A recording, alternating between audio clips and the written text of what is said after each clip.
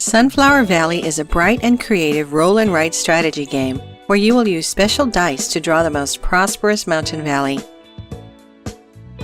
Use dice to build houses in the valley, connect them with railroads, breed happy sheep, and plant sunflowers near the mountains. Your aim is to bring all this together and create the most harmonious valley. The first player rolls all 6 dice to create a common pool for the round. The players take turns to draft one of the dice, claim a color by placing the picked die on a free colored space, and draw the symbol from it in a hex of the same color on their sheet. Sometimes you may attract new villagers to your valley. Build a house, and there will be 2 new villagers for you. Plant a super sunflower, and it will grant you 1 additional villager. Don't forget to draw ticks for each one of them in the villagers section of your sheet. At the end of the game, you may gain additional points for them. If none of the free colors on the playing board are available on your sheet, you must still choose a die and claim a color with it. Instead of drawing the corresponding symbol, you must draw a sunflower on any free hex on your sheet. You still get a new villager if you choose a super sunflower.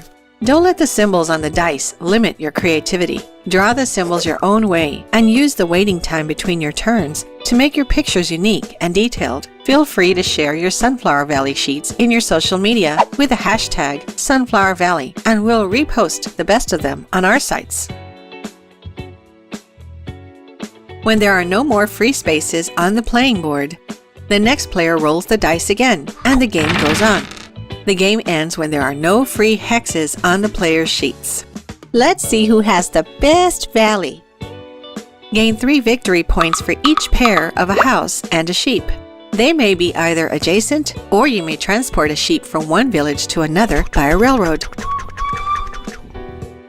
Each sheep can be paired with only 1 house. You may have 2 or more of them on adjacent hexes. They are considered a flock of sheep then. If at least 1 sheep in the flock can be paired with a house, then any other sheep in the flock could be paired with that house instead. The same thing as with 2 or more adjacent houses. If a sheep can be paired with a house in such a settlement, it can be paired with any other house in that settlement instead.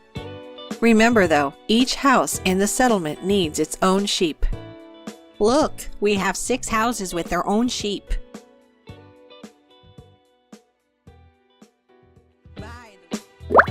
Subtract 5 points for each house without a sheep. It's wise to make sure that your houses can be paired with sheep in multiple ways to increase your chances of pairing them all. Gain 3 victory points for each colored area of your sheet where you have the most sunflowers. If there's a tie for a certain area, nobody gains victory points for it. Gain as many victory points for each mountain hex as there are sunflowers on adjacent hexes. Don't know what to do? Climb the mountain and count sunflowers.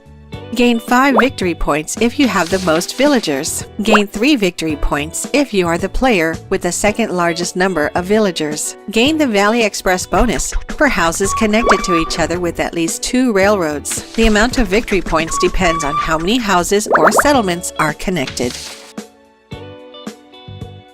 Sum all the victory points you've gained. The player with the most victory points wins. In case of a tie, the player with the most houses wins. If there's still a tie, look for the most sunflowers, and then for the most villagers.